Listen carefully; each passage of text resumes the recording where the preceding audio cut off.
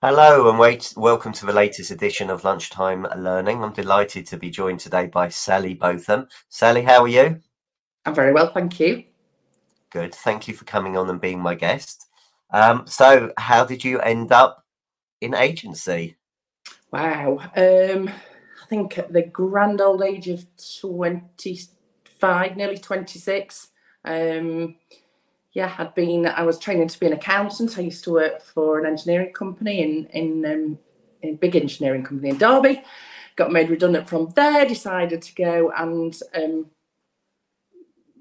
took it as an opportunity to have a change of career. Applied to become a school teacher, but I had to wait for the next year at university to start off. So a job that I thought would do me to be going on with in an estate agency. Took that, and that was it, really. Never became the teacher, and never looked back. Wow. Okay. So tell us about your journey in estate agency then. Yeah, so it was back in 1993, so 31 years ago. I just loved it. Absolutely loved it. It was a complete eye opener, in so much as I'd kind of worked as a teenager in Boots a Chemist on, selling French fragrances back in the day. And I kind of thought, oh, I've worked with the public. I'm going to be fine at this. Well, it was a whole revelation of just exactly what people are. And when I always do an interview now, if people say, oh, I've always wanted to work in a estate agency, and I try to explain it to them, like meeting people when they're buying and selling houses, like to me, it's like the equivalent of meeting them when they're drunk, because they can either become aggressive or they can be very touchy-feely and needy. need a lot of hand-holding, if you know what I mean. So, yeah, but I love it, and I love the. I love kind of sometimes taking people through a journey, and the biggest thing in their life, it's like the equivalent of somebody handing you their baby and saying, look after that for a bit. It's huge.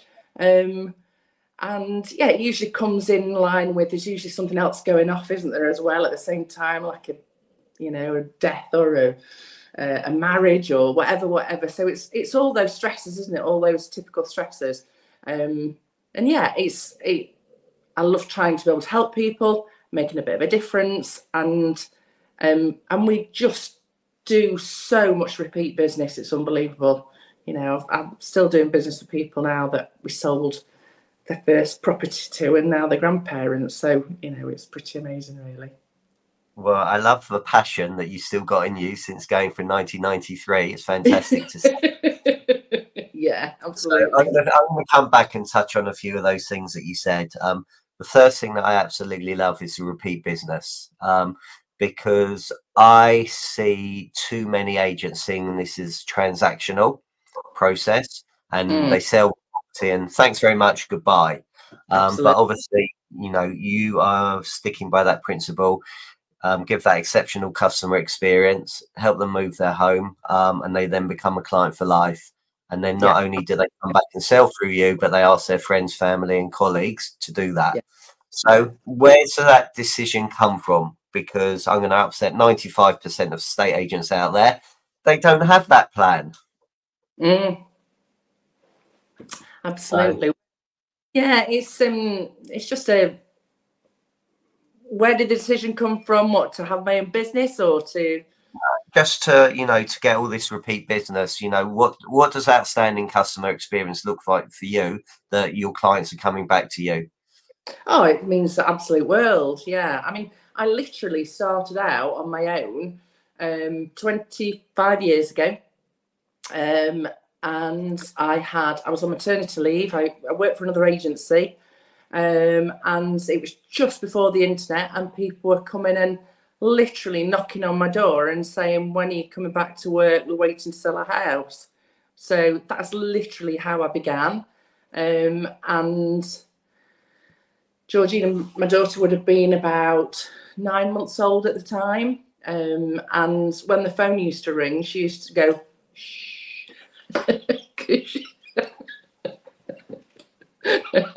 And now she works with us now, which is a full turnaround, isn't it? Brilliant. Love that. So 25 years, your own business. What Yeah. lessons have you learned over that time? Wow. Infinite. As far as a business is concerned, I'm very, very grateful that I had that background in accountancy, because it's, well, I'm not a qualified accountant. It's given me the ability to kind of, because it's peaks and troughs, isn't it? And, it's with our world, it's and there's no way to be able to forecast how it's going to be. It just is what it is. It's very often generated by the media or whatever, or horrible interest rate rises or whatever. So I've learned that I never, ever take anything for granted, ever. And my team that I have working with me now is just like amazing. I literally have got a dream team that we all have exactly the same morals, ethics. It's everybody is just pulling together, and it is all about teamwork, isn't it? Really, it's all right, just just being a managing director of a company, but you've got to have the right people behind you, haven't you? So what else have I learned? Gosh, I could rabbit on forever. That's good. We've got 2 days, so you're absolutely fine. I think to value people, to really kind of understand that we are humans, and we need we need support sometimes. We need care and compassion, and we need, when we act with somebody, when they're our clients, then we literally will give them everything we've got to make that process for them as smooth as possible, and to make it as smooth as possible, and to get the best results for them. Wow, what else have I learned? Oh, I'm going to come back. I'll give you some thinking time. Okay. So just coming back on some of those things, teamwork. So, you talked about building a dream team. That's a challenge. Recruiting, hiring, finding the right people. So what tips can you give to people that are watching this, listening to this? How do you go out and find a dream team? And then how do you keep a dream team together? Okay, really good question. So for us, to find a dream team, I think you have. I mean, it's so difficult on an interview process, isn't it? An interview is like, are you a good actor or not, isn't it? It's not, you're not really finding anything out. I've tried lots of different questioning processes. I've even employed somebody at one point who came in and gave us a full day of kind of interviewing people, from kind of psychoanalyzing them. That didn't work out. Everything, it's just the best way I think you can get to actually meet people and to drill down on who they actually are is when you actually stop and have a chat with them, rather than the official questions forward and backwards. I think you get to find out so much more when it's just a relaxed, more of a relaxed situation. And yeah, I mean, we've made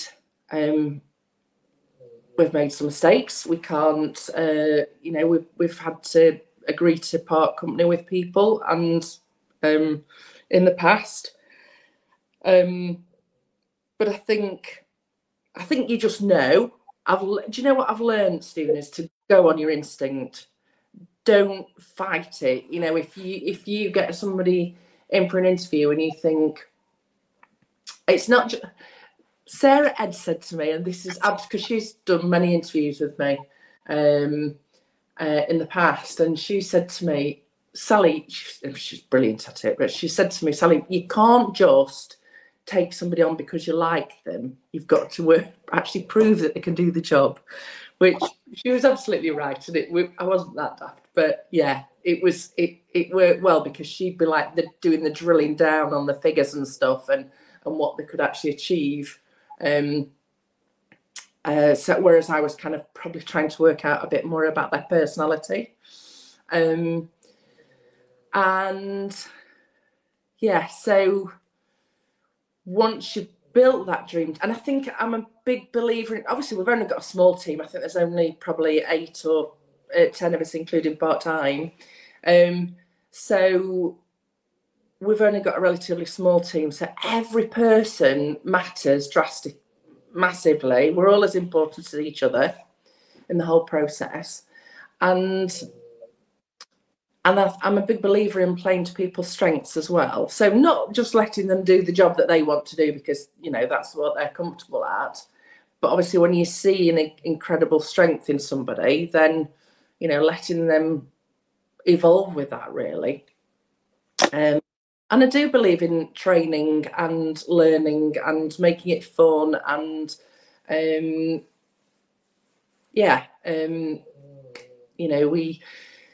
and if somebody comes to me and says they want to do some kind of qualification, it's going to be beneficial for the business, then I love that. I love the fact that people want to grow and want to learn. So hopefully we support them with all that as well. And how do you retain them? Wow. Well, you hope that you keep your staff on board, that you have like an open door policy where they can come and talk to you. If I can see that they are doing the absolute best, I'm not going to give them targets that they've got to, they know what they've got to achieve, but I'm not going to be that, demanding that they have to do it, because sometimes it's just not possible. And, I know myself, probably because I started off as kind of a neg, and then, back in the day, if you can't make somebody buy a house, you can't.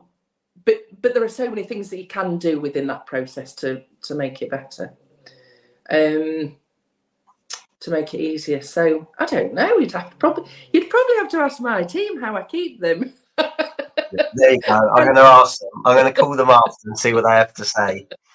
So you also talked about keeping the process as smooth as possible and getting the best results for your clients, which I agree 100%. In my years of doing it, and I think similar timescale as you, I think it was easier for properties to go through than it is today, despite all the digital world that we're in now. We seem to have gone back. What are you doing to make the process as smooth as possible then? Yeah, so we've had so my sales negotiators and my office manager are brilliant at sales progressions, and that's a massive part of our job now, isn't it? I think it's probably about 60% of our of our commission. So there's an awful lot of work to be done. So this morning, say for example, myself and my office manager have had a meeting with a really good firm of solicitors, and they've come to our office this morning, and we've had literally a couple of hours of drilling down on what can we do to make this process better. They want us to give them our business. We're happy to do that, but it's on this is the deal. If we give you this business, then obviously we've got to work together, and I'm really, really chuffed with that we are working closely constantly to make the process a bit easier. So hopefully that's we're getting, if you've got solicitors that are prepared to help to make that process easier as well, because I kind of half jokingly say to my team now, what letters would you like after your name? Because I feel like they need to be qualified at some kind of level as well, because they have to know so much. We deal with quite a lot of properties with kind of septic tanks and things like that, and all sorts of agricultural properties, all sorts of combinations of things that are can cause complications. And so, yeah, we just have to know so much. And you just never stop learning, do you? Never stop learning. There's so much. You know, this morning, I think we were both all learning stuff. We were all kind of helping each other to make the process better, and agree to reevaluate it every so often, which is really important as well. Look, I think that's great what you're doing. I was asked to be on a webinar, I think, of 120 conveyancers, and I did a poll with them. And I said, just out of interest, how many of you have been asked by a estate agent to come in and do some training with their staff? So here you go. We'll play higher or lower. So how many people do you think they have been asked? How many agents had asked them to go in and do training with their staff?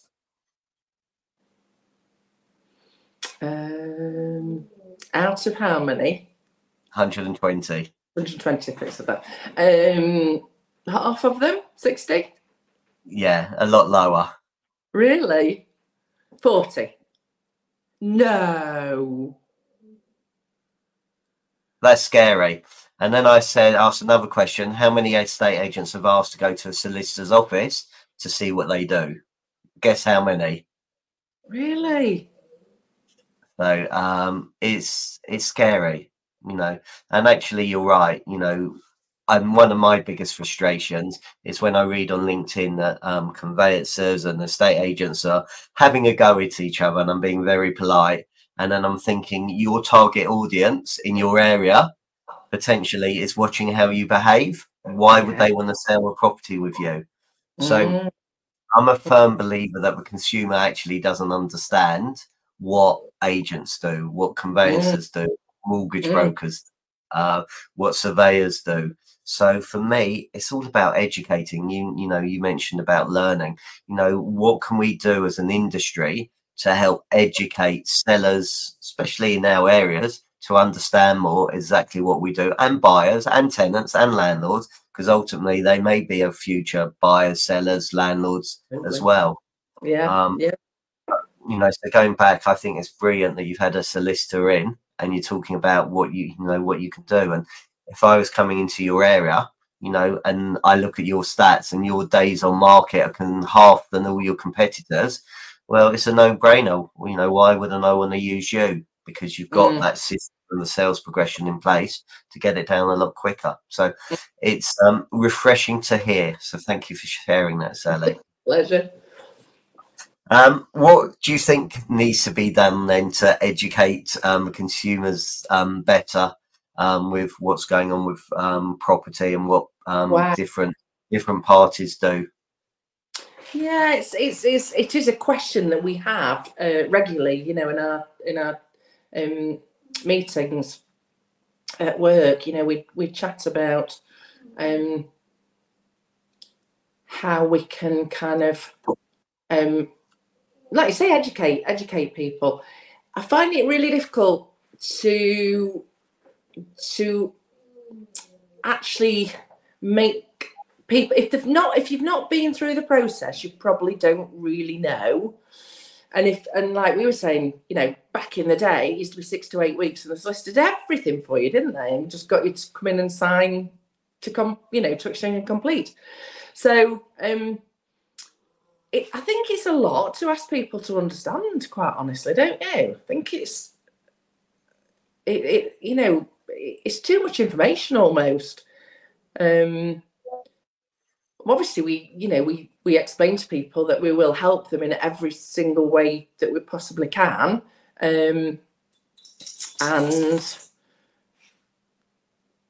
you know, to get them to communication's massive, isn't it? I mean, we've got to keep that communication flowing all the time. But I don't know, Stephen, if you know of an answer, then let me have it. It's so hard. People glaze over, don't they? When you go and do a valuation, there's enough, isn't there? There is enough for people to listen to. You know, I think people will naturally go to, you know, cut to the chase and want to know what the property's worth. They want to know what you're going to charge them, know what's going to come out of their pockets, what they're going to end up with. So by the time you've been through all that and explained to them that the legal process does take about 18 weeks now, or can take about 18 weeks, I think it's just a little bit too much to ask people to take on. But if I genuinely mean that, if it is just a case of, I mean, we've got agents near to us, some don't open on a Saturday. Like, and then a guy said to me, "I'm really sorry." He said, "I was so impressed with what you said." I don't mind at all. But he said, "I was so impressed with what you said, but I was offered this amazing deal by this other agent, and it was 1,500 quid plus VAT or something. It should have been about 12,000. But and it was just too good. I couldn't turn it down." And I said, "So have you sold the house?" He said, "No." I said, how have you gone on then? I said, "Have you had many people look around it?" "No, I haven't had a viewer yet." It's scary, and it's a race to the bottom. Absolutely. For some it is, but the better agents would demonstrate why they are worth whatever their value is, and it is all about adding value. And I think, to come back and answer your question, I think sellers are most probably deciding maybe 6 months, 12 months before, Right. who they're going to look for. And I think people who are giving great content in all the local Facebook groups may be interviewing solicitors, surveyors, removal companies, and just saying, this is what's involved. They're going to see you as that, say, Matlock expert. I'm going to say, actually, when I come to sell this property, all I've seen is Sally give unbelievable value. She's interviewed people, it may be downsizing, they're worried about what that involves, and you've got somebody in talking about downsizing and what it involves, and, all these little things, and you're constantly feeding it into the Matlock Facebook group or whatever it is that you have there. You will become that local expert, and when people decide they're ready, then they will do it. But that solicitor, for example, that came in today, for me, 100% I'll be interviewing them, getting them on camera. So if I'm a seller, what do I need to sell, and what do I need to get ready? If I'm looking to buy, what do I need to? And you're very welcome, and this applies to anybody watching this, on the Stephen Brown YouTube channel. I did some stuff with Peter Ambrose, and I asked about 10-15 questions all about what's a contract, what's title, and stuff like that. You're very welcome to replicate it and duplicate it and use it, put it on all the Facebook groups, and hopefully for anybody that can help you all, because there's loads of great content out there. And I think the consumer needs to be helped, because and some people may not have sold for 20, 30, 40 years, and it is a very scary, daunting process. Absolutely. Yeah, definitely. Okay, so a couple of final questions, because I'm very conscious of time, so thank you. You talked about learning and development. What do you do for your personal development, and any books that you recommend or podcasts? So for my personal development, I'm probably, I would say over the last year, probably 2 years, I've got a lot better at taking time out. And that's been enabled by the fact that I've got the team that I've got now. That makes it, life better. Makes it easier for me to just assign time for myself. And so, I do yoga. I've been on a couple of yoga retreats. I'm learning to speak French again. I'm just thinking about starting to speak Portuguese, learning to speak Portuguese. I go and see a personal trainer a couple of times a week. I think I've just got so much better at doing stuff for me, and and not having because before I'd say I was going to do something, and then work would take over, and I wouldn't do it. It's, I don't know. I don't really know, Stephen. When you get to, there's kind of, we have had trainings. You know, that's how. Again, that's how we kind of met Sarah back in the day, way before COVID. When you know, Sarah, when she and a business partner Brian came in to do the training for us at work, it was phenomenal. You know, with the team. And that was great, because it's kind of, like I said, because we're a small team, so we don't get to know what's happening in the big wide world. So it's brilliant when people bring that information to you, and you can decipher whether or not it's applicable to us, because we all work differently, don't we? You do. And do you know what? I think you have just come up with one of the most important messages I've ever had on these podcasts. Taking time out for yourself, and looking after yourself, you know, especially, you know, obviously we mentioned Sarah, and her thoughts are with her mum Jackie, and everybody else, all her family. But there's a really, really important point there: taking time out and looking after yourself, and making the most of every day. So thank you, because I think that's a really, really important message. So if people want to get hold of you, Sally, how do they do that? Well, it's just just at work. It's you can email me at sally@sallybotham.co.uk, or give the office a call, pass a message on. I'm very, very happy to have a chat with people. I love people and I love property, and for some reason people keep saying to me, "When are you going to retire?" And I shan't be too offended by that. But I still love what I do. I'm still passionate about what I do, and I think I'm now enjoying having a relatively young team and kind of, you know, giving them some wisdom as well, hopefully. So, you know, the plan is that, you know, in another however many years' time, that I'll be ringing them from some beach on, you know, the Côte d'Azur, and asking them if everything's okay and what completions we've got this month. Perfect. Well, merci beaucoup. Thank you very much for your time. Thank you everybody for watching and listening. Until the next time, thank you very much. Thank you.